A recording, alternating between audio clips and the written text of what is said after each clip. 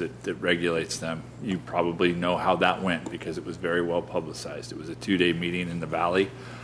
The first day did not go well at all. They had to cut the meeting short due to some rather vigorous opposition in the audience. The second day was a little bit better as far as being able to get through the meeting, but again, majority of the meeting was folks in opposition of opening the facility back up. No decision's been made. The indication was that DOGGR could make their decision as early as this week. We haven't heard anything as of today. It's just Monday. And then the CPUC will also have to weigh in on that.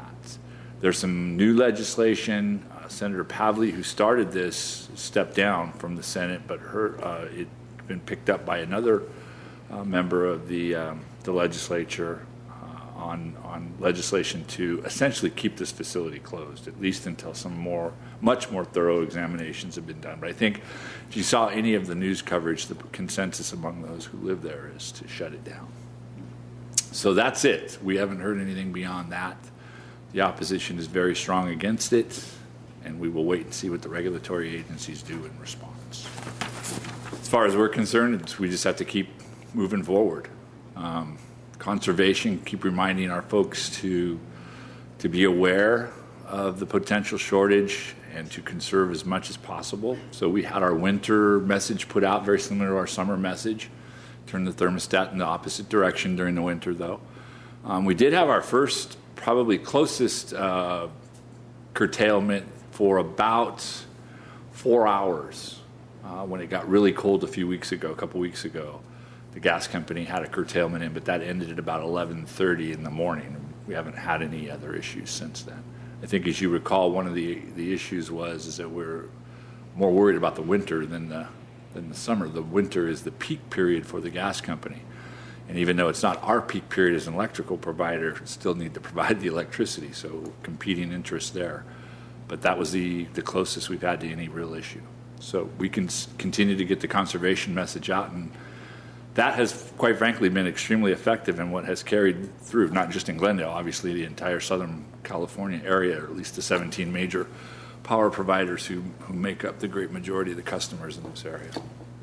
So that's all we have to report on that for now. We'll stay tuned, and as we get more information in regards to what the regulatory agencies have done or are doing, we'll pass that on to you.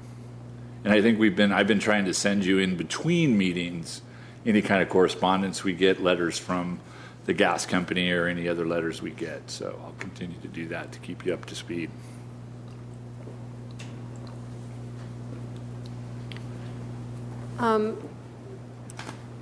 Mr. Zurn, what effect does the availability of gas from the Aliso Canyon facility have on GWP's plans for a new natural gas plant being built to replace our old plant? It's the same as it is with the existing plant or any plant in our area. So that's the fuel we use. However, if done right and planning is done right, it's not the only source of gas that we have. We have other contracts. Mm-hmm. But you have to do you have to be very vigorous and diligent in your planning. And if we do that and other agencies do that as well, I think we'll be just fine. But at this point in time, there isn't a lot of alternatives for generating power. Not in the country there is, but not in the state. Some of those fuel methods are not allowed in California, such as coal. But gas is our primary source of generating power in California, and it will continue to be for some time, at least until some of the other technologies are able to catch up and become economically feasible. So the new power plant will still it'll be more efficient. It likely will not need the same level of gas, but nonetheless, it will still depend on a steady flow of natural gas to generate power. Thank you. Mr. Zurn, you're referring to conservation.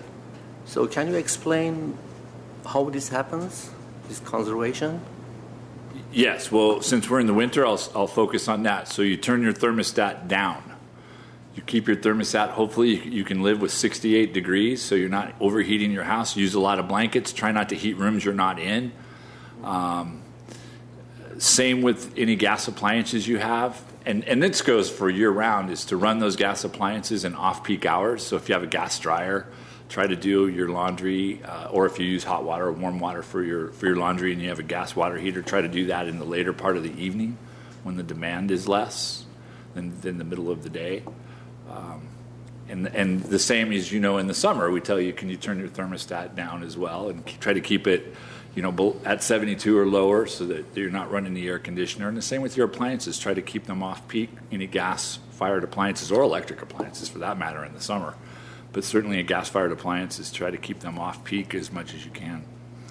Don't heat your pools if at all possible in the winter. Try to keep some of those outdoor things turned off to conserve.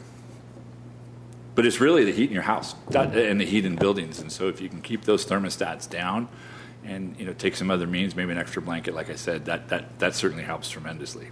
That's where the majority of the gas flow goes, is for heating buildings and houses. You mentioned there was a curtailment of 4 hours last week. Not last week. It was a couple weeks ago, I think. A couple weeks ago. And what hours were they? How do they determine? It was first thing in the morning until 11:30. So it's essentially, they call it in the morning. And it could be all day, it could be 2 days, it could be a week.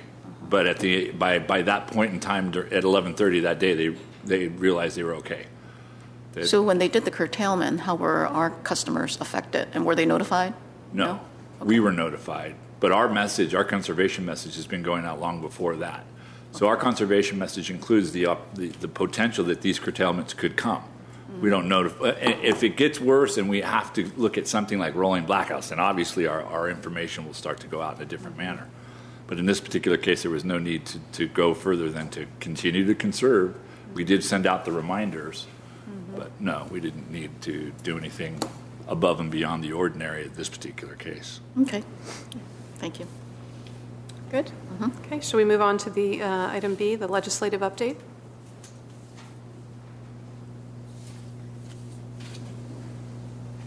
Hello, President Pro Tem Lall, members of the Commission. I'm April Fitzpatrick, Assistant General Manager, and I'm here today to present you with the legislative update. Silva is out on leave for a few months. She's a proud mama of a baby boy now, so now she Wonderful. has a girl and a boy. Thank you for the update. Sure. A big baby, too, I think 8.6. Oh, wow. Steve Ramon and I visited our state's capital last week for a legislative event where we had an opportunity to hear from many of our assembly members and meet with some in their offices as well. The new bill introduction deadline isn't until February 17th, so at this point we don't know all of what they are, but we have identified several that we believe is a Glendale priority and that we're watching closely. The first item is cap and trade and other climate change related legislation. There's already been a measure AB 151 introduced to further address cap and trade, and we expect other bills as well. Some of our California policymakers want to make sure emission controls remain a permanent program. However, there's a growing number of legislators viewing cap and trade as a revenue program rather than an environmental program. An existing bill, SB 350, which established a series of clean energy policies, is being looked at closely now. Lawmakers are looking to increase our renewable portfolio standards to well beyond 50% in 2030. We've even heard a number as high as 100%. And let me just comment on that, because a lot of it has to do with the change in Washington. So there's, as you know, the president, the current president, has a different viewpoint on climate control and some of the different measures that were put in place by his predecessor. There's a sense in California, a strong sense that we're going to stay the course, regardless of what the federal government may say.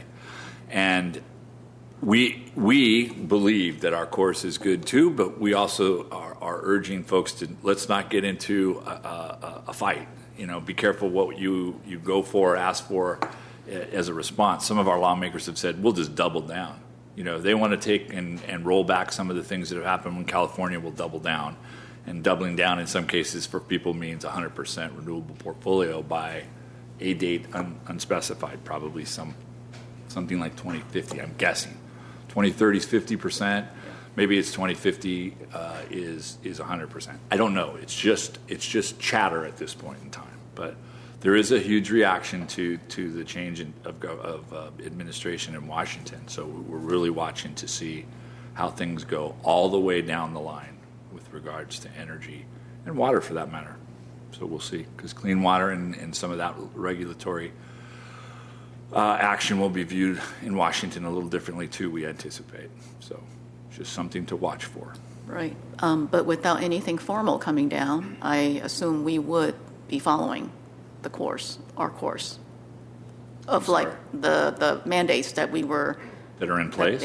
Absolutely. Exactly. That's right. Absolutely. Right. Until such time as somebody tells us differently. Exactly. And the thought is that the federal government could certainly block certain things, I guess, but the most of the belief is that we're running our ship the way that California chooses to run it, and that's the way we'll continue to run it. Right. So yeah, we don't have any intention of deviating from that until such time. Exactly. As or even slowing down. Yeah. Until the law is changed and we are told differently. Right. But this is kind of what's building. So I think you're going to see more of that. The cap and trade is interesting because, as April indicated, some believe on an extreme level that it's a funding mechanism for high-speed rail, maybe, and the program hasn't done well, hasn't lived up to its expectations, I should say. So some are questioning whether we continue on that course, or that we look at a different option, or some say maybe we just need to refine the program that's in place and see if we can't make it work to our original objective. So we'll see. We'll hear a lot more, as April indicated, on that one too. Okay. Another new bill that was introduced, with Mr. Zurn already briefly mentioned, was Senator Henry Stern in delaying the Aliso Canyon reopening until the root cause is found. Energy storage bills are getting some attention. Lawmakers are looking at even more storage systems, with the same Senator Stern introducing SB 146 to accelerate energy projects. His words are double down on storage. He's looking at least 120 megawatts worth in Southern California. And our concerns here is it's a little bit premature to go down this path. Because the technology is still emerging, it's extremely costly, and we still need to address the future disposal of these systems.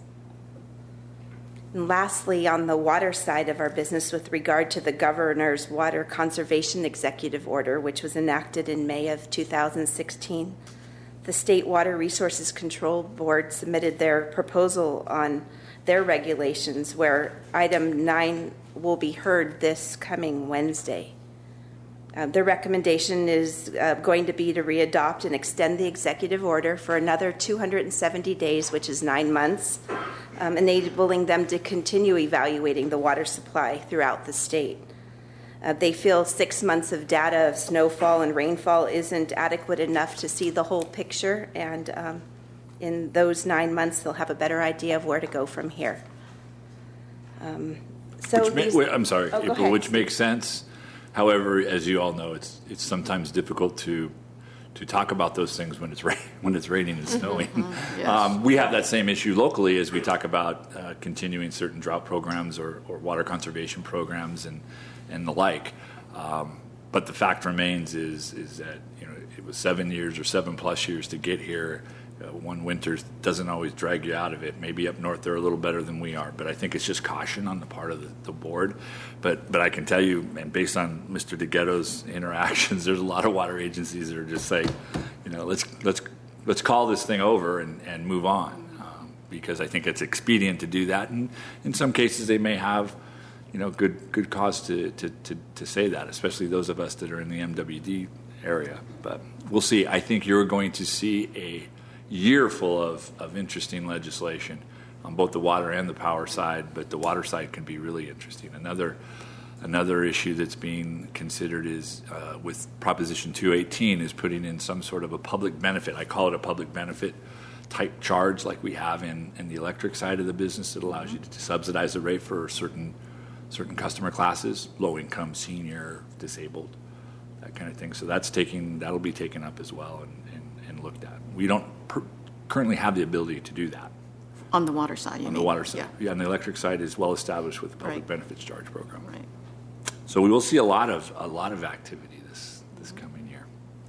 One thing we probably won't see a lot of is the grid regionalization issue, if you were familiar with that. That got really hot last year, no pun intended. And we, all of the publicly owned utilities and the investor-owned utilities got involved as well. Went to Sacramento towards the end of the session in August and in mass visited all of our representatives to tell them that this grid regionalization issue might not be the best idea. Certainly wasn't something we should push through and rush through at the end of session like that, and that in the long run may hurt us, right along the lines of some of the problems we had with deregulation, if you remember that. So it looks like the legislature, along with, this involves other states, the legislatures of the other states are not real, some are not happy with the way it's going or the way it's being proposed and are feel much more comfortable backing up and letting this thing rest for a while they talk it over and see if in fact it's something they want to pursue in the future. So we probably won't see that this year. You're all familiar with the basic concept. This is to push the grid beyond the borders of California out to the southwest, essentially. So you'd have Oregon, Utah, I think Colorado. I seem to remember there was an issue with the potential for California's climate goals to then be undermined by the importation of, for instance, coal power. Correct. So that was one of the issues. The other issue, it kind of was sold on this expanded our ability to bring in renewables, but at the same time it said expanded the ability to bring in non-renewable energy. And the service area or the area that the generation is coming from is all owned by one particular company who I think has interest in trying to bring some of their assets into California because it's a ripe market. But at the same time, I think ratepayers in general and the state of California would pay a hefty price for something that may not be in our best interest. So I think a great job by all the utilities to come together in a single voice to talk about this with our legislatures, and kudos to our legislature for listening and saying, yeah, you're right. Taking that step back going, yeah, this might not fall in line with our very aggressive and very progressive energy and climate control objectives. So you probably won't be seeing that. So this was to expand? Take the grid outside of the Californian brand, so make the CAISO obviously bigger. And bring in other states. So the different utilities would be paying for the portion that they're expanding, or how does the cost allocation? California would pay most of the bill. Oh, okay. The state. Well, the state, but it would be attributed to every single utility. Absolutely. And what were the benefits being touted of such a plan? I mean, what were they trying to? There's wind in the Wyoming, Colorado area that we can't get to. We don't have the transmission. I'll be really frank with you. It's wind that's owned by Mr. Buffett, and he owns the power generation company. And he and the governor had spoken about it, and I don't know where that went, but it suddenly became, can we bring this in? I know that one particular transmission line, the price tag on that was $6 billion. That was last year's estimate. Yeah. Keep in mind, transmission is much more costly than generation. So you can build a lot of power plants for what it would take to build, a transmission line. Yeah. And you have to bring that transmission line through property that you have to gain access to in some way or another. And that has to be property that is environmentally okay to build on. Flora and fauna and all of those things that are there. So it's very, very difficult to do that. And we just felt, I think most of the utilities felt, we have a lot of wind assets here. Yes. And we have a lot of wind assets in California that are hard to get to certain places in the state. Maybe we should focus on ourselves and not worry about trying to capitalize on others that may very likely be more expensive in the end than it would be to focus our efforts in California. We have a lot of energy generation in our state. We have a lot of energy generation in our state. If you're referring to the article in yesterday's Times, yeah, they called it a glut of power plant generated electricity, which interesting article, especially for the Times to write when, the fact remains is most of that so-called glut is in the north.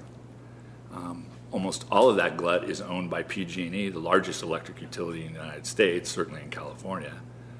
And to a great extent was a conscious effort on their part to do that. We were just talking about Aliso Canyon, you think to yourself, if we had such a glut of electricity and it was so readily available, why do we all panic when our gas facility was threatened to be shut down? It's because we don't have access to this so-called glut. Right. And again, you have merchant plants in there that came about because of deregulation. I think the article rightly chastises California for poor planning and maybe a little bit of poor legislation, and I think that's well-deserved on our part.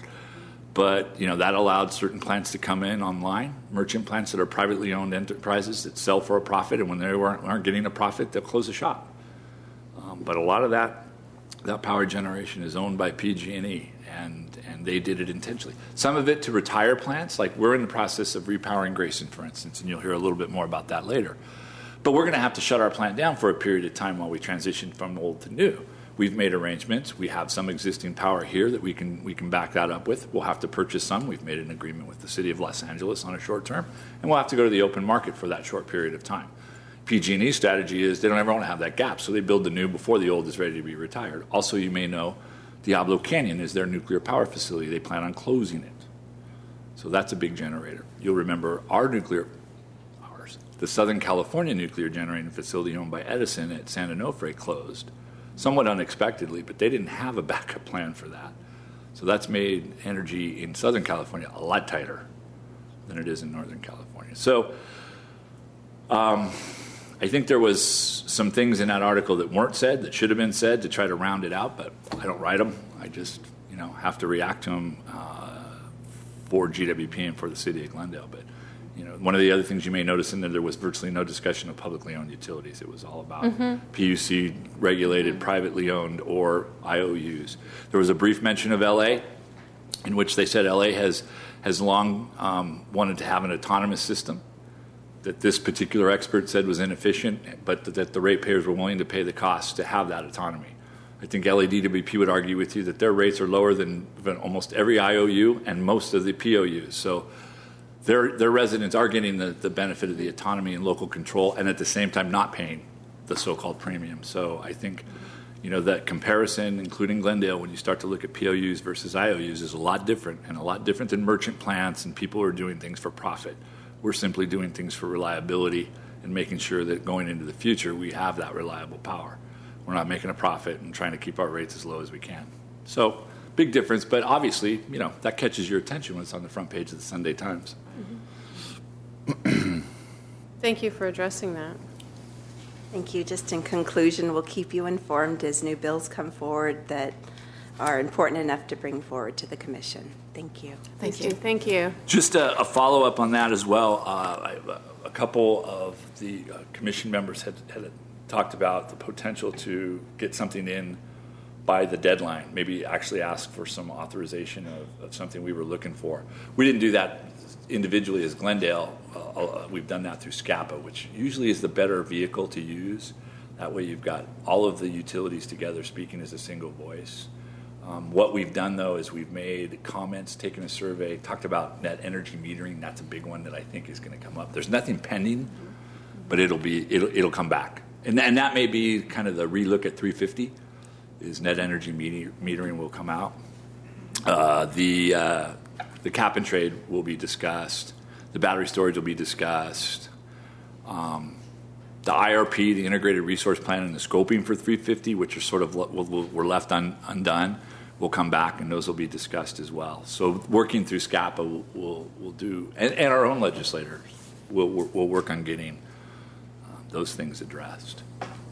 So we stay active through our organization, CMUA as well. SCAPA is really our bread and butter when it comes to legislative action.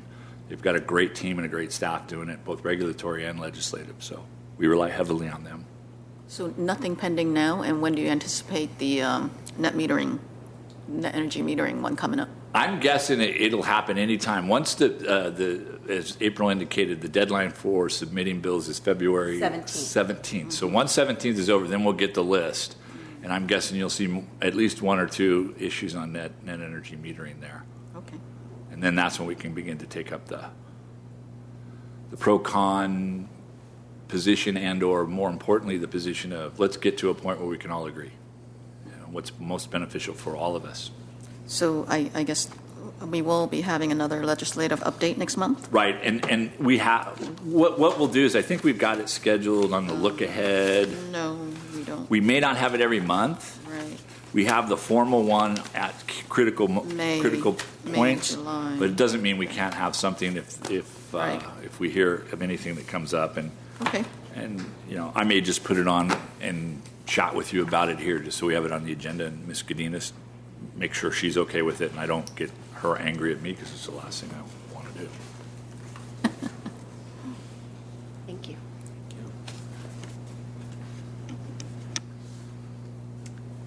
Okay, item C, conservation and utility business modernization update. So we're going to do this as a team effort because this is our whole unit. So we have our key managers are going to come up and talk to you about the pieces. I didn't know, Craig, if you had intended to kick it off, but otherwise I think we start with the TNA. Okay.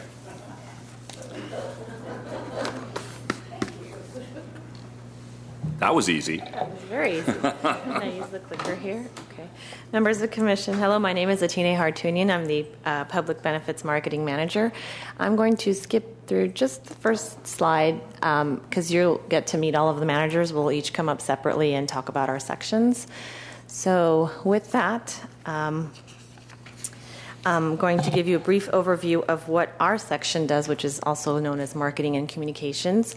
Our ongoing responsibilities include what you see here, among some more, but we are responsible for writing and disseminating all press releases, social media posts on Facebook and Twitter.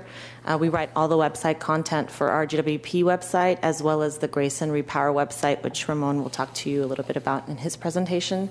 We produce and design all the GWP collateral on marketing pieces and advertising. So any brochures, any newsletters, anything that helps brand our programs, we develop in our offices along with our graphics department in the city and also an outside vendor. We oversee all of our customer satisfaction surveys. We organize our community event presence, which means if we're sponsoring an event, a community event, our staff is there on site to promote our programs and disseminate information on our programs and services. We oversee all of the outreach and customer education and promote PBC and conservation programs and, of course, submit awards. This is a listing of some of the awards we have won through the California Public Utilities Commission, Resource Efficiency Awards for the CMUA. We continue to submit awards for our programs through the CMUA as well as some other organizations where they focus on more PR campaigns and collateral. I won't go through the whole list, but we have a display case in our lobby too that has all these awards displayed for the public to see. Lastly, our key initiatives include working on Utility Day. We coordinate this event every October where we invite the public to an open house of our Utility Operations Center. We are starting a new event called Customer Service in Your Neighborhood. This is where we go out into the neighborhood 4 times a year. Our first event will be on April 1st at the Spar Heights Community Center. We basically bring our customer service to the community where they can come into a location that's outside of the city offices, and we will have customer service staff available to assist them with their bills, with electronic payments. We can answer any questions they might have about our programs, our services. We'll help them sign up for our mobile app. We'll help them sign up for our online services as well. And we really look forward to promoting that event. You'll see that very soon. We are bringing back our Source newsletter in print format. We currently have it in just digital format, but we do want to reach those customers that don't have an email address registered with us. So we want to better engage those customers. So we'll be sending them a new Source newsletter in the next couple of months and continue to do so every other month. We also manage the Grayson Repower Outreach and future community meetings, which we will be bringing to the community as this project progresses. And lastly, we also prepare and disseminate GWP's annual report.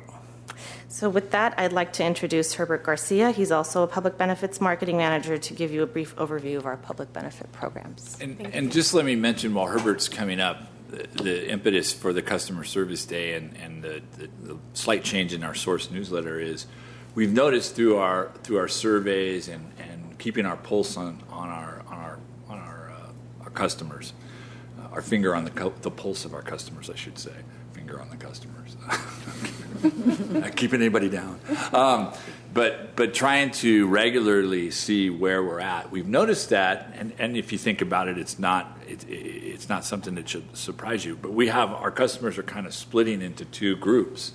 What we call traditional customers. These are customers that are likely older, who don't use social media as much or at all, who don't use electronic means in which to keep up. And then we have the more technically advanced folks who just want more and more technology. And they don't want to come in or talk to anybody. They want to do it through the social media, and that's what they're accustomed to. We just want to make sure that we don't lose something in that divide. So we want to get out and actually be there face to face for folks who want to talk to us in a traditional sense, like I want to bring my bill to you and I want to discuss it with you, and I'm not willing to email. I want to talk face to face with somebody. At the same time, we can steer them in the right direction to programs that may benefit them. But at the same time, we've got some folks who want to enhance their experience with us through technology, and we'll be able to do that as well.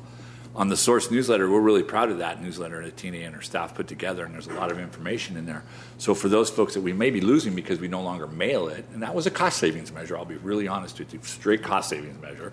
So we do it electronically, we save the postage, but we've got a number of people who don't have an email account on an email address on our account, and that's either intentionally because they don't want to be bothered with it or they don't have one. So we want to make sure we're reaching those folks, so we're going to send it to those folks and encourage them, if they do have an email account, to give that to us and allow us to send it to them to save on the paper. But if they don't, fine. And then once a year, we're going to send out a annual report type that we'll send to everybody via mail, so you'll get that separately. These aren't bill inserts or stuffers. Mm-hmm. These are separate mailings. I think it's great. So you keep track of who is using the electronic medium, and then you're just sending the source newsletters to the ones that are not participating. We're sending it to the ones who don't have an email address with us. Oh, email address. So okay. we just figure if you don't give us an email address, we're going to send it to you via mail. Ask you if that's just an oversight on your part, or you just prefer not to have it via email, or you don't have email. That's fine. We're good with that. We just want to make sure we don't start to lose, or exclude those customers. Right. It's a recognition that we've got different types of folks in this age of technology who handle things differently, and you can't go from the old manual way that we did business to a complete turnaround to all automated, because we are going to lose somebody. At the same time, we got really tech savvy people who want more and more and more, and the ability to have access to things through social media and through the computer. And by doing that, it gets them more involved, it gets them more active, and we get a lot of great input, we get a lot of good support, and we get a lot of good ideas. So we want to make sure we keep everybody engaged to the greatest extent possible. So this is just something we picked up and decided that these were a couple of ways that we thought, at least starting out, we could see how this goes. And we'll do it, as Atina said, 4 times a year. April 1st, I think, is our first meeting.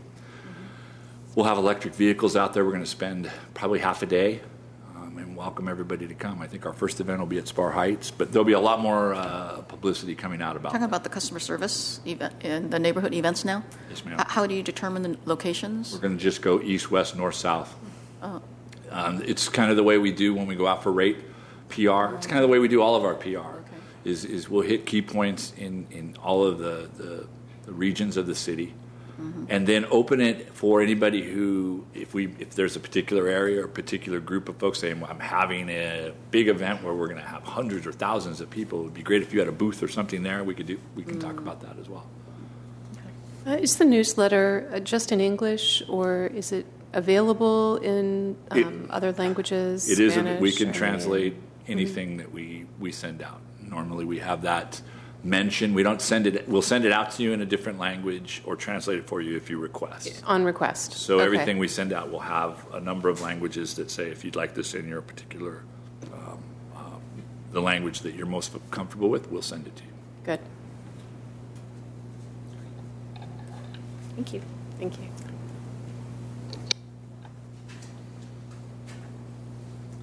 Good evening, Commissioners. My name is Herbert Garcia, and I'm a public benefit manager, marketing manager for Water and Power.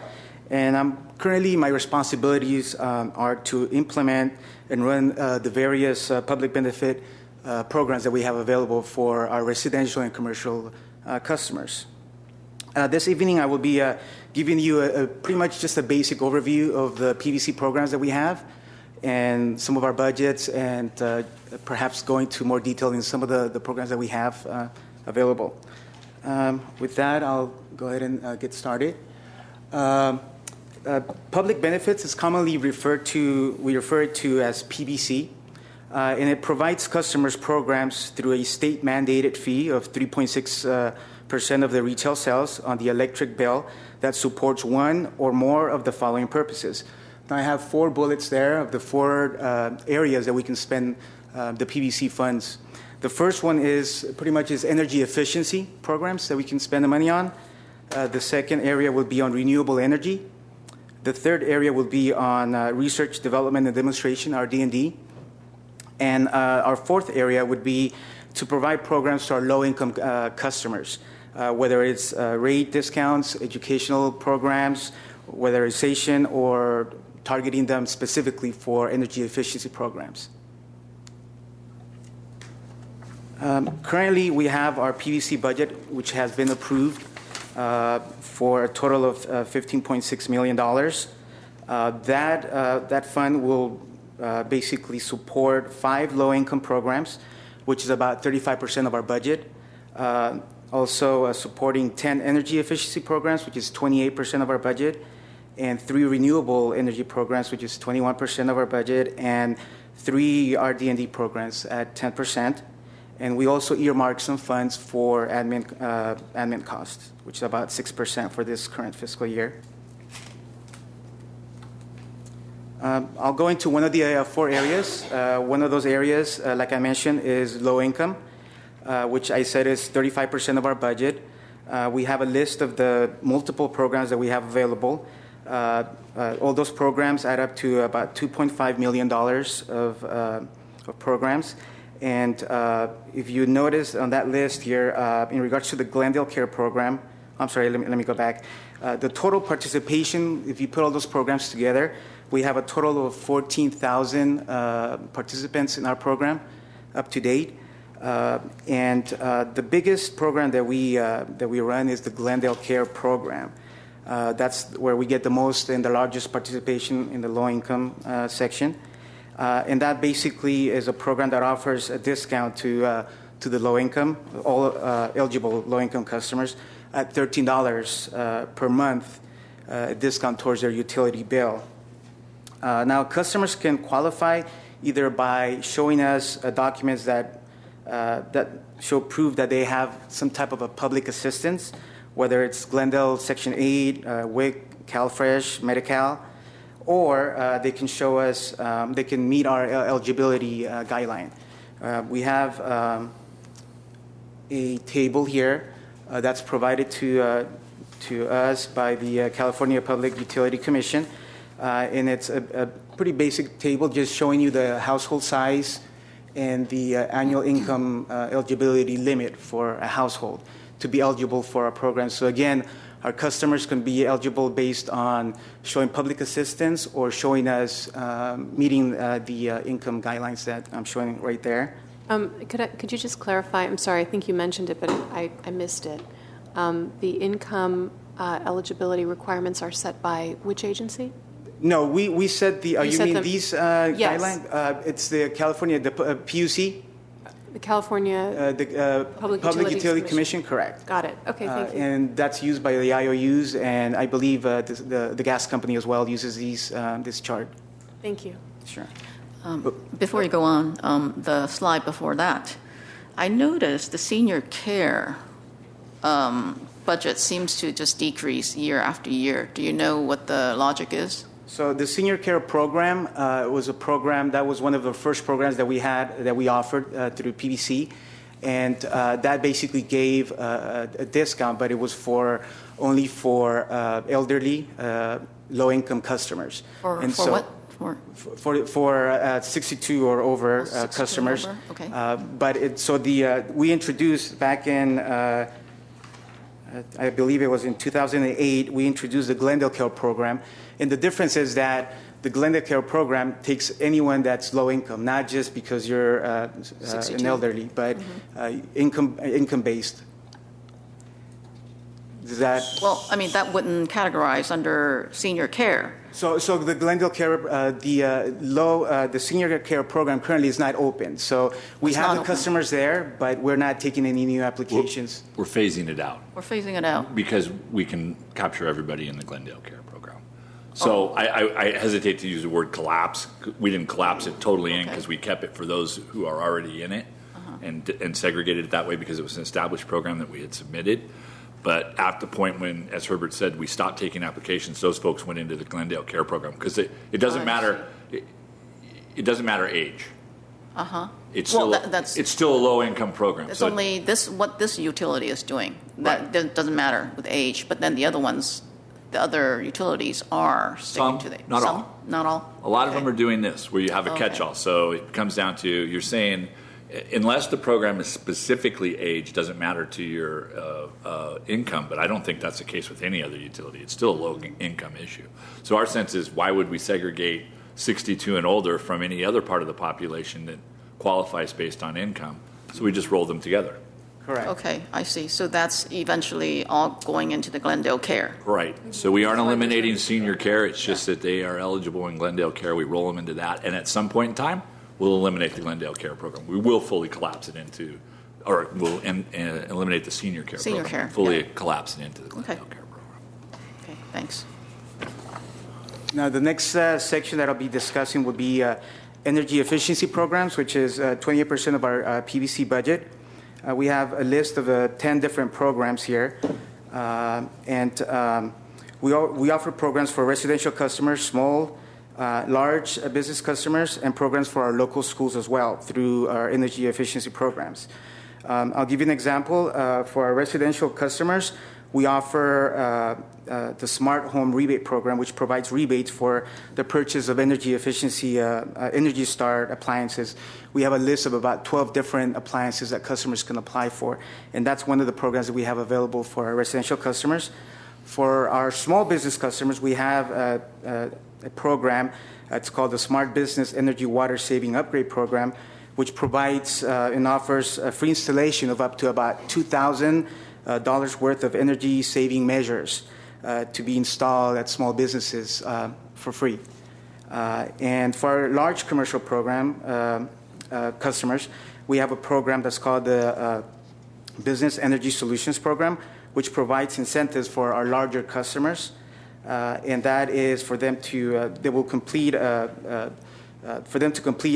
retrofits. We would give them up to about $50,000 worth of incentives. Like I said, we have about 10 different programs totaling $1.8 million for our energy efficiency. Excuse me. Yes. Is that smart business or small business? Smart business. So how you define smart business? No, that's the name of the program. So if you're a small business, when they will call us, we determine if they're a small business customer, and then they would be eligible for this program. Okay. All right. It is for small business. It's called Smart. It's smart. That's the name. In regards to energy efficiency, every program, all the programs, the list of all the programs that I share with you, at the end of the fiscal year, we add up, we quantify all the energy savings, and we report that to the California Energy Commission. And this chart pretty much illustrates the red line there will illustrate our goals that we have set to ourselves. And then the blue bar basically illustrates our savings and how we every year pretty much exceed our goal. And Our goal for many years has been a 1% of retail sales. Typically, that's what we've used as a target for energy savings. And I'm real proud of this chart because there's about 40 POUs in the state of California, and in regards to energy efficiency, the city of Glendale, we're always ranked in the top 5 when it comes to energy efficiency. And Herbert, let me just clarify: the 1% is that our goal? Or is that the state's goal? I thought the state sets the 1%. No, every utility sets their goal. So our goal, and most utilities do have that 1%. But we always go over the 1%. Some utilities get close to that 1%, but we're always in the top when it comes to retail sales and energy savings. The next program here, section, would be the renewable energy. Right now, our total budget for renewable energy is $2.2 million. We have the solar program for residential, small business, and large businesses, and again, totaling $2.2 million. Currently, there's approximately about 1,200 systems installed here in the city of Glendale, which equals about 10 megawatts. And this fiscal year, we are currently in the process of reviewing about 168 applications to be incentivized under the Solar Solutions Program. And why is our budget cut more than 50% for the fiscal year 17-18? Good question. It wasn't actually cut. We had a spike year in 16-17. I don't know if we had reported that to the commission, but we had a little glitch when we took applications that year. You can come to the door in the morning and submit your application, or you can do it online. We had a computer glitch, so a lot of people we didn't catch their application. So we made a decision to go back to council, and because it was not fair the way it happened. It wasn't our fault. We didn't do it intentionally. We asked council for a one-time augmentation to the budget and covered everybody who applied that year. Was this the one that happened a couple months ago or 3 months? Last year. Last year. But it's this fiscal year. But when did we take applications? Before the end of the year. Beginning of the fiscal year, we took applications. So it would have been last July. Last July. Okay, I see. Our next section that I would like to focus here. I'm sorry, I have one more question. Oh, yes. So because of that, it spiked to 290. So next year, is that back to what it normally is? Like the I think it's 1 million, right? Yeah, 1 million. Yes. Normally our budget's 1 to 1.1, something like that per year on. 1.5 million on the residential. Okay. 1.5 on residential. So for next year, it's lower than what we normally have. Correct. It is at 950,000. And what's the reason for that? Why do we want to decrease the budget for that? I didn't. There's a couple things. There's Greg Keenan, Business Transformation and Marketing Administrator. There's a couple things going on here. As Steve said, we did have that issue. This 16-17 is our last year of the SB1 mandate to fund solar. Mm-hmm. We're going to continue with the solar program. That's what that $1 million is. Mm-hmm. When other utilities are going to phase out their programs. So we're continuing at least one more year. And if the commission and city council wants to keep the program, well, we just have a lot of demand. So it's no longer required. Right. It's now totally up to us. So normally it's normally been it's about 1.5 $1.5 million was the state $1.5 mandate. million, and so we're dropping it. Some years we were 50. at $1 million, others we were a little bit more than that. It was $15 million over 10 years. So we're kind of making up the last little bit in this year. And this is not an infinite source of money. We can only spend what we have. So you can imagine when we dipped in and made that 2.2 million, almost 2.3 million, we dipped into reserves. Out of the PPC. Yeah. In order to do more that year because of the legitimate mistake we made. But that draws down on your reserves. So you can only spend what you have. Absolutely can only spend what you have. So we scaled back, and then next year, our 2-year budget is good through 17-18. Yes. Then that following year, when we prepare our PBC budget, we will go through with council and the commission as to whether we should continue the program, and if we continue it, at what level we should continue, because then it'll be completely up to us. We won't have any mandates. It doesn't appear. Now, I say that, and going back to what we talked about with legislation, it could very well be that Right. somebody passes legislation to pick it up again. And Right. then it's a moot point. We'll go back to whatever it says. But at this point in time, it ends at the end of this fiscal year, and there is no new legislation for the future. So we're kind of, for that second year of our 2-year budget, we sort of dialed in the million, and then we'll see where we go from there. And it looks like we're excluding businesses as well, right? It's only the residential that gets it? Yes. So, yeah. And solar schools.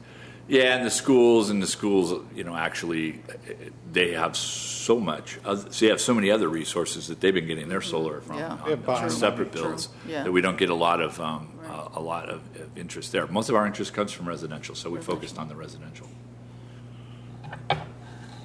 Yeah, well, I think any kind of reduction with that program is unfortunate, but, like you're saying, because of last year's spike, you may have to adjust funding. But let's hope, that we get to keep it and increase it in the future. Yeah, it's our intent to bring back a couple different options, and always there's the option of if you so desire, we can eliminate the program. That's not going to be our recommendation. We're going to recommend some level of keeping it. It's Yeah, just a matter of definitely. spending within our means and then seeing where everything kind of falls out. But Okay, thanks.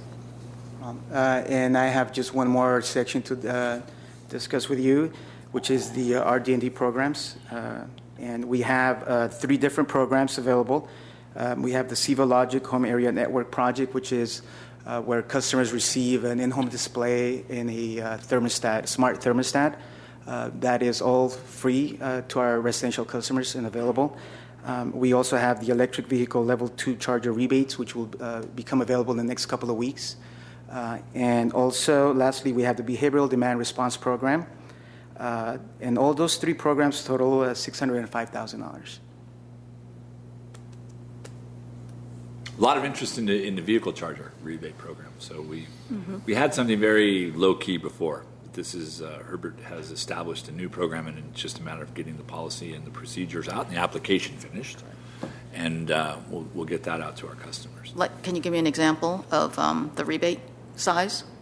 It'll be $500 $500. for, yes, correct. This is for the fastest charging one? No, this is for residential homes. This is for your house. The residential So it's house, the level right. 2 charger. Level It's 2. Slower 6 hour, Oh, 6 hour. Okay. something like that. Something. Overnight, let's say overnight. Okay. 500. Okay. Great, thank I'm you. curious about the SIVA program. Apparently, because I have solar panels on my home, it doesn't yet speak to solar panels. Correct. I mean, it's still considered a pilot program, so we're going through that right now, working with the multiple vendors that we have, trying to figure out a solution for our solar customers to be able to participate in the program. But it's something that we're currently working on, and I think we have a solution. It's a matter of just implementing it at this point.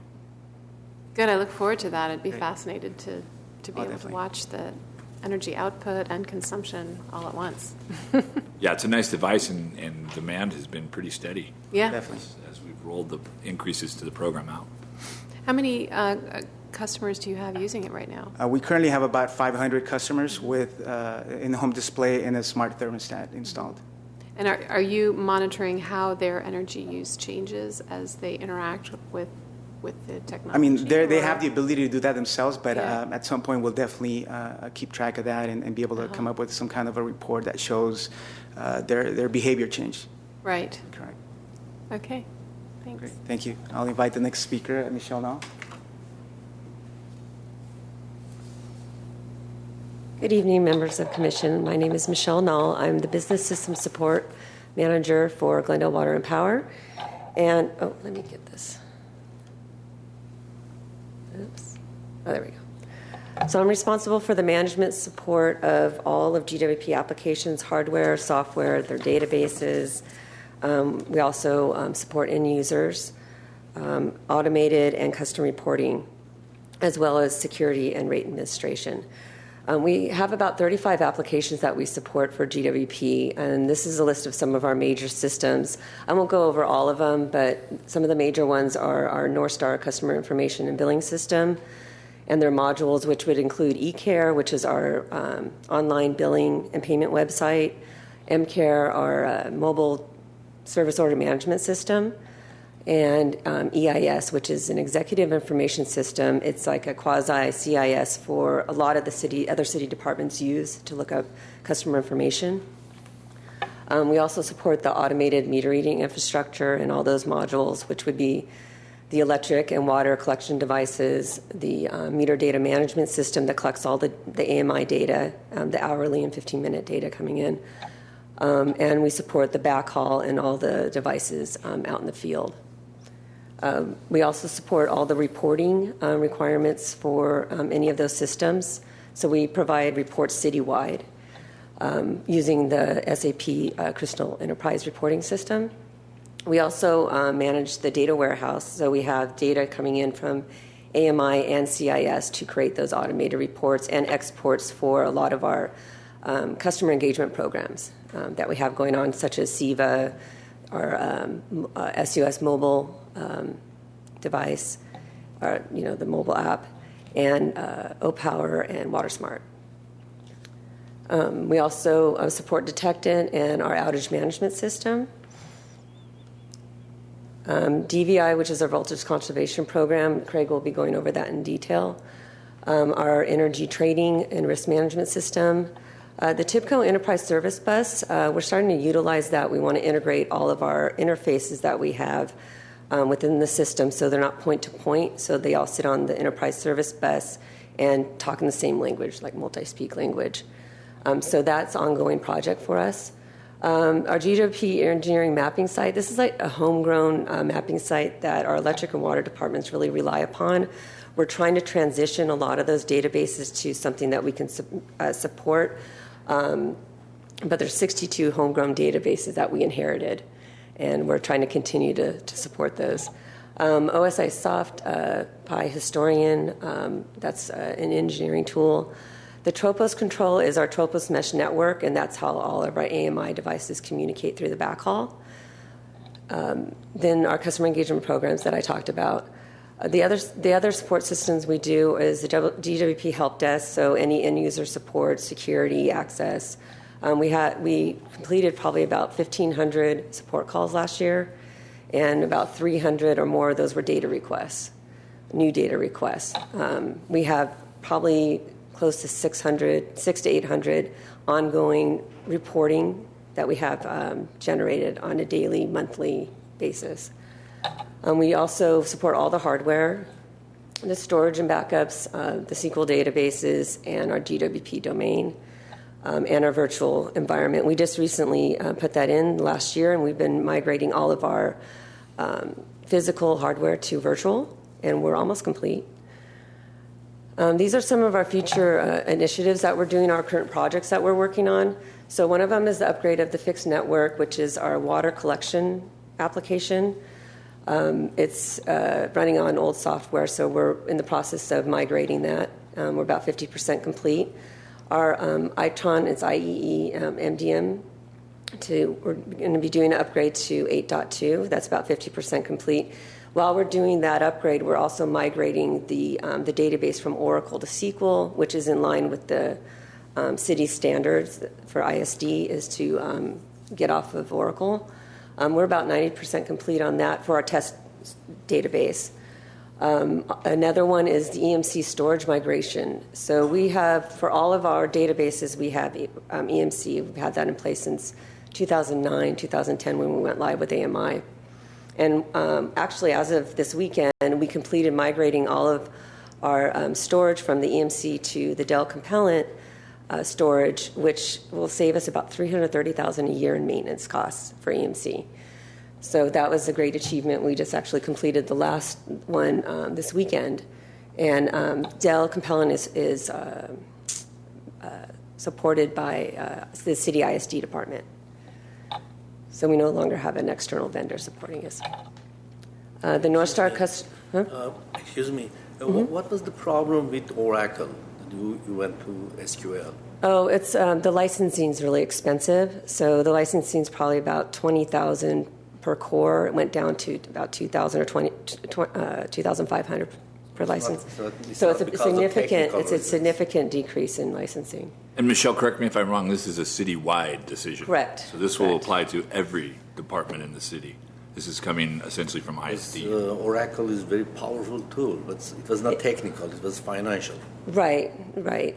Well, it's just our systems aren't large. Like LADWP, they have tons of meters. They need those big systems, Oracle, to manage their data. We don't really need that. We'll continue to be on Oracle for our open-way collection engine, which is our electric collection engine that brings in the reads. But that one, they don't have an upgrade path for SQL, so we have to stay on that. Great system, just not a good match for us. Yeah. And then same thing with our North Star customer information system. We're also doing the migration from Informix database to a SQL server and virtualizing it. So basically all these databases that are going from Oracle will also be, they're moving to SQL, but they'll all be virtualized. And then that project is about 50% complete. And along with that will be actually, once we get the migration to the SQL database, we'll be upgrading the CIS again to 10.3. That will provide more enhancements with the CIS, and then it provides. We plan on automating a lot of our business processes using the AMI system, so remote reconnects, remote disconnects, and it automatically logs calls in the CIS system. A lot of great stuff's coming up, and we need that release to start testing those integrations with the AMI system. We're also planning on upgrading the eCare website. It's really old. It's been in place probably since 2005. Ancient, yes. It look and feels very old, so we plan on upgrading that. Also, like I was saying, we're going to be integrating all our business systems to the enterprise service bus. I kind of talked about that before with the TIBCO enterprise service bus. And then we'll be developing business intelligent tools. We'll be going out for RFP for that to find a good solution for that. And then we'll continue with the automation of our business processes. Right now, with the North Star CIS system, we're trying to automate a lot of the business processes that customer service is doing. So like I mentioned, the remote reconnects, remote disconnects. When a customer moves in and out, it will automatically get reads, based on the type of customer. It will automatically close those accounts, or transfer them to billing. We're going to automate the billing process from collecting the reads in the MDMS, importing those into the CIS, processing it all the way to billing, and then, they do their checks and balances. So a lot of automation coming up.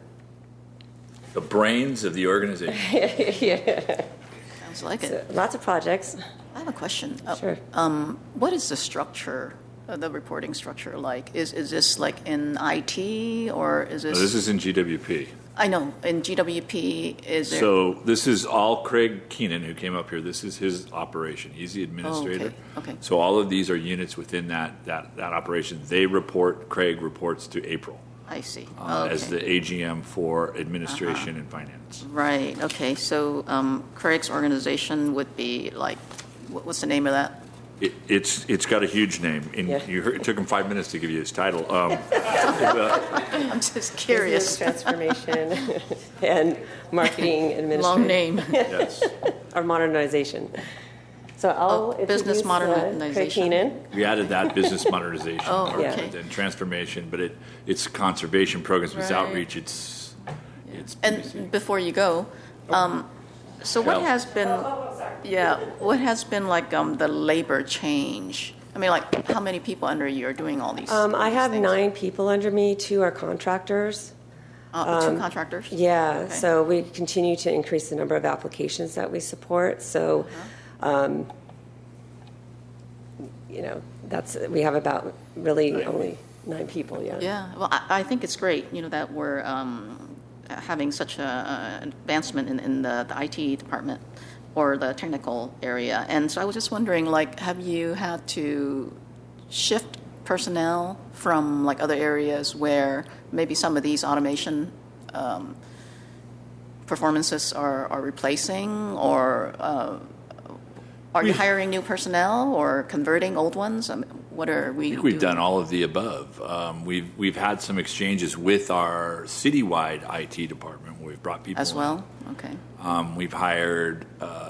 We have OnPoint that helps us OnPoint. out with the managed services. We've It's a converted. A contractor. couple of people have converted into the IS department, right, from other operations. Right, and basically, we're cross-training everybody on a lot of the business processes to support all these That's good too, applications. because we don't want to get rid of people. Right, So, right. right. Or lose people. We don't want to lose, people. yeah, Yeah, we don't want to lose exactly. key employees, definitely. Yeah. That's right. That's my main concern. Yeah. So in terms of like personnel shift, staffing, training, and all that, everything's under control. We're not having any issue there, right? In our area, it's under control. Yeah, we're okay. Yeah. Yeah. Under control. Okay. Thanks.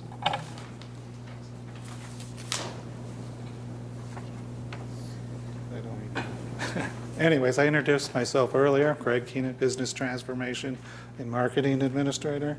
They just add a new word to my title every time I I think he does. So I'm just going to talk about three of the projects. You've heard of a couple of them, maybe not this one, but Michelle mentioned the Conservation Voltage Reduction Program. This is a pretty neat program.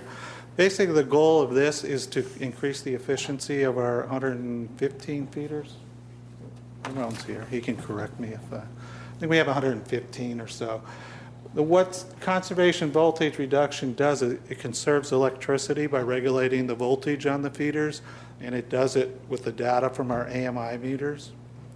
And it keeps the voltage at the lower end of a acceptable band. Historically, you might run a feeder at like 122 to 124 volts, and that was to get the power out to the last customer. With the conservation voltage reduction program, you take voltage data from 30 bellwether meters along the feeder, and it automatically resets what they call the load tap changer in order to increase or decrease the voltage. And the goal is to keep it around 118 or 119 volts. And by doing so, you save electricity. There's another side benefit from this. As we go out and we add feeders to the system, it allows us to look at maybe deficiencies on the feeder. If there's a business that has a bad connection and so their voltage isn't what it should be getting into the building, we can identify that and help the customer fix that issue. Or if sometimes we find a transformer that needs to be replaced, and we work on replacing it. So excuse me, when you're going with the lower end of this voltage, what about the current? Current is not increasing, and voltage drop will not increase? I'm not an engineer, but we've had this discussion. The way that it's a mathematical formula developed by EPRI that shows that you are saving energy. I know there's this relationship between. You going to help me out here, Ramon? Between current and voltage. Yeah. But by keeping the voltage down, you do save energy over the feeder. And while you're up there, can you tell me what a feeder is? Because I'm not an engineer either. So, good It's evening, okay. at least. I think it's evening. So feel free to start from the beginning. So there are, Craig is pretty close. We have about 111 total feeders, and the purpose of the voltage reduction is strictly the voltage drop situation. The V squared over R formula in terms of watts. So I'm sorry, it's getting too technical, but you're a technical person. So basically what we're trying to do is reduce what we call the voltage drop, and therefore we are eliminating or reducing the energy loss on the system. And that's a benefit. So when we're saying saving energy or electricity, we're actually saving losses on the system. These are energy that we have to purchase that's not going anywhere, but it's getting lost in the system. So that's what we're trying to do with that program. I hope that helps. That's very helpful. Okay, thank you. Okay. Thank you, Ramon. So we started this program about 3 years ago, 2.5, 3 years ago. We started out with 2 feeders. Like with any technology program, you bring in a new technology, you have to bring the people along, and you have to have the processes to implement it. And there's usually a time period where you're getting people used to to new things and new technologies. So it's taken us a little while, but this year we have 5 feeders in the system. We have 4 additional ones that we'll have online in the next couple months, and we plan on adding additional feeders on a regular basis. Well, there's sometimes we have to change equipment out there because we have to be able to communicate. So you might have to put communications equipment and that kind of thing. But energy savings for this year, we're projecting about 3 million kilowatt hours. And that's a pretty sizable amount on that many feeders. And we get to report this to the California Energy Commission as energy savings on our program. So that, just to be clear, that's energy that we did not have to purchase? Yes. So that's like, it's literally money in the bank because it's money we never spent. That's, yes. All right. That's exactly. Just making sure I'm following. So we have a total of 115 feeders, you said? Ramon corrected me, there's 111. Okay, and I'm assuming the reason why we're just going like a few at a time is because of budget, or it's a pilot program?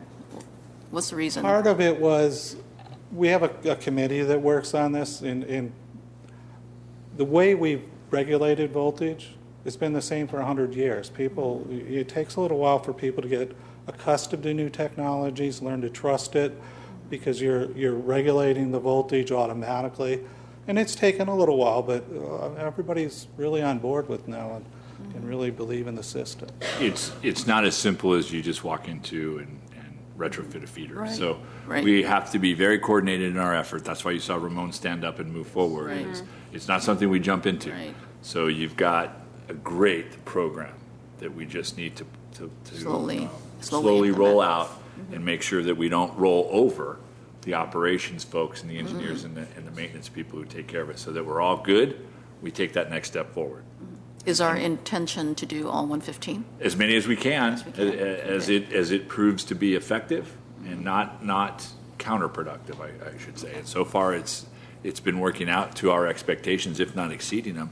But again, we want to continue to proceed slowly. And I'm not sure that it's applicable to every single piece of infrastructure, all 111 feeders. I don't know, but those are things that we'll have to work through. But it's just another example of we'll put together. We try a lot of programs. Some work on a small scale, some work on a larger scale, but we'll keep trying them. And as you can see, we save some here, we save some there, but overall we're saving a lot. But I mean, this goes right along with preventing loss and theft. Right. Those are some of the biggest issues you have. That's power you buy and power you lose. So the point that you don't buy it, and you don't lose it, you don't have to buy more. It's great. Do you actually have numbers of loss, the reduction in losses for those years? That's I'm a just great curious. question, because we've struggled a little bit in GWP in trying to nail down what our loss percentage is. I think Yes. it's high. That's my personal opinion, and higher than average. We've said 11 or 12%, and usually it's below 10 in most cases. The automated metering system has helped us a lot in pinpointing where we see inconsistencies in use that could very well point to theft, illegal connections, that kind of thing. Can also point to illegal activities. You see a house that doesn't register at all, but it's occupied, or it registers very low. Something could be wrong. We have. As you saw, Michelle, she went through the Decadent program, which helps us as well detectant, I should say, decadent. Whoops, no problem. I'm just curious. Tell us more about that program. Yeah, I'm just But curious. the 4 kV to 12 kV conversion also eliminates loss Right. over the line. So a combination of these kind of programs, such as the voltage reduction program, the 4 kV to 12 kV upgrade, and us being a little more vigilant in whether it's software or just monitoring our customers' habits to see where we might have theft, all of those things will lead to a loss reduction. And I said a theft number, it's a loss number, Right. really, because it combines all of the different aspects that you could potentially lose power from. I don't need an answer today, but I am interested. For these feeders, we're looking at 2 to 3% reduction. Reduction per year doing this? Yes, per feeder. Per feeder, 2 or 3%. That's what you've seen so far? That's what we have. It's a software package that calculates that for us.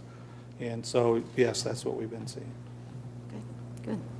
And as Mr. Zurn pointed, we might be looking at 60% of our feeders. There's some that are efficient that we wouldn't necessarily put this on here. That are efficient already? Or what, I'm Well, sorry, I didn't understand what you were saying. Mr. Abweg is upgrading feeders from 4K Grandview. to 12 kV. And Yeah, the 4 to 12. so it could, what we do could is we improve monitor it as well. a feeder for like 3 months and get the data and then decide whether or not it's feasible to put it in the program. Is that a statistic that you capture every year? Like the percentage? The loss? Yeah. We try, yes. Like I said, we've got to. Yeah. We're trying to nail down exactly how we define loss. Define it first, yeah. And so there's been a couple different definitions depending on where you are in the department. So we've been trying to nail that down. Once we get that, we know we're a little bit high. But it also could be a factor of we aren't monitoring it quite as efficiently. So we need to Before. do that, yeah. Yeah, okay, yeah, I'd be interested to see It's an how that ongoing goes. issue, though. I know, yeah, moving forward, yeah. And the next project is our electric vehicle charging station project. I thank Herbert. He does a lot of the legwork on this project, getting its chargers out there. Our immediate goal is to have 4 chargers in by June. We should have that completed by March. We do have the fast charger just outside of the building here. We have 2 chargers in the parking lot, and we have a 4th charger. It's going to be a dual charger up in Montrose, a parking lot up in Montrose. Planned installations, like Montrose parking lot number 3 is the next one. And then we're going to look to put a couple more chargers here in the parking lot here at City Hall. There'll be level 2 chargers. And then various parking centers around the city will expand out. The ones that are installed already, are they the ones that you need to pay for? Okay, Yes. all of them? All of them will be, Great. yes. Okay, thanks. And then the fiber plan, we were here not too long ago talking about that. We're rolling that out. I know that City ISD has taken over the part about connecting us to One Wilshire, and that should be done in the next 6 months. We're also at the same time on a separate track looking to build the fiber ring downtown and develop our policies, procedures, hire staff, and then start offering it to customers. We have to get pricing and fees approved. And typically, I know you've given us presentations on this before, but typically businesses above what size could benefit from connecting to a system like this?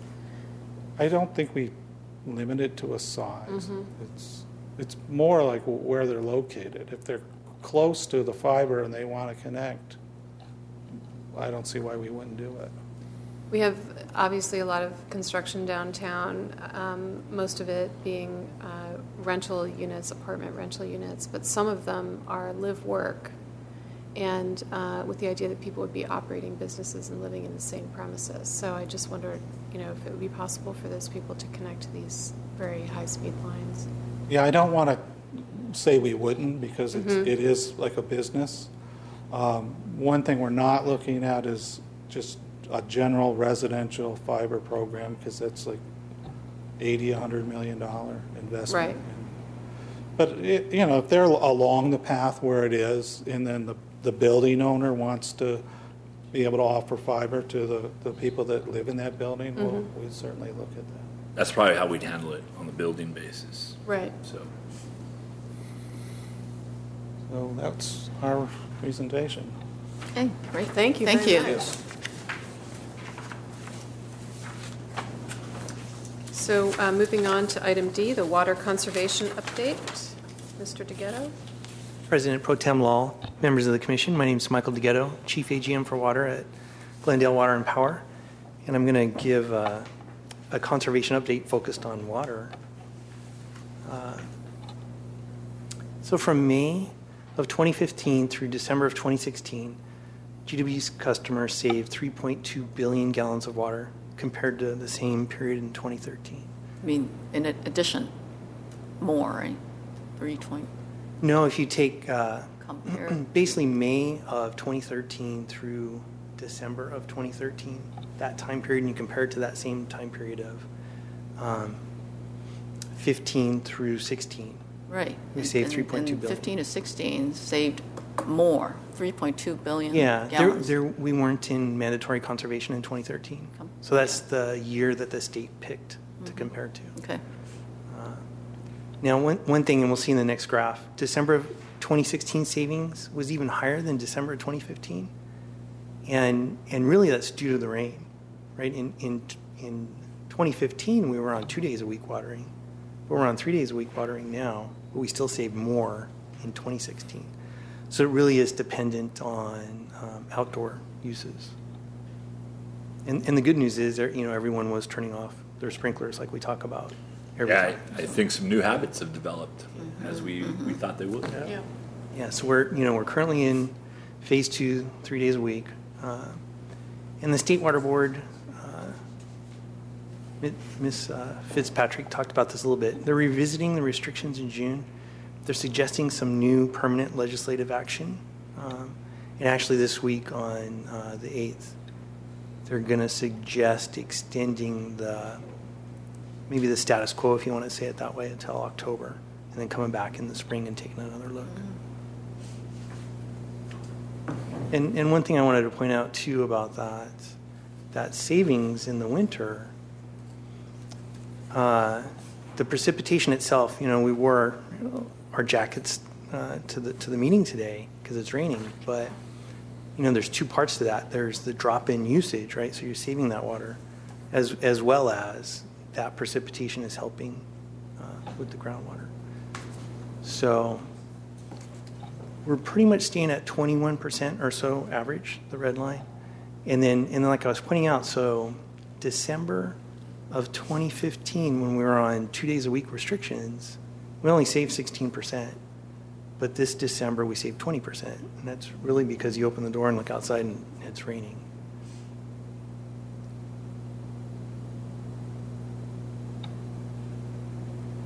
So I was going to continue a little bit the discussion I had last time about there's 748 gallons per HCF, and the HCFs are billing unit, and it's 100 cubic feet. So multifamily units are using a peak of 7.3 HCF per unit per month, and that's 5,460 gallons. And then single-family units are using a peak of 17 HCFs per month, which was 12,000 gallons. So it was like 12,700 gallons per month. And that's something Ms. Vallier's group, the customer service folks have trouble explaining when customers call and they say, there's no way I use 12,000 gallons. And that's that issue about, doing some math that it's 748 gallons per billing unit. And so if you divide that, so our tier 1 rates right now are $2.45 in HCF, which is 0.32 cents a gallon. So it's like, and if you write it out in dollars, it's $0.0032 per gallon.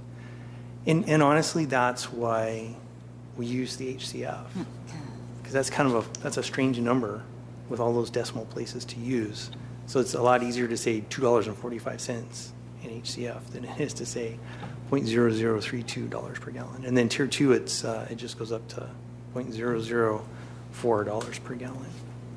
So question, I'm assuming the average square footage that you're allocating for the single-family units is like maybe about, what is it, 1,500 to 2,000? Oh, what size? It's not allocated that way.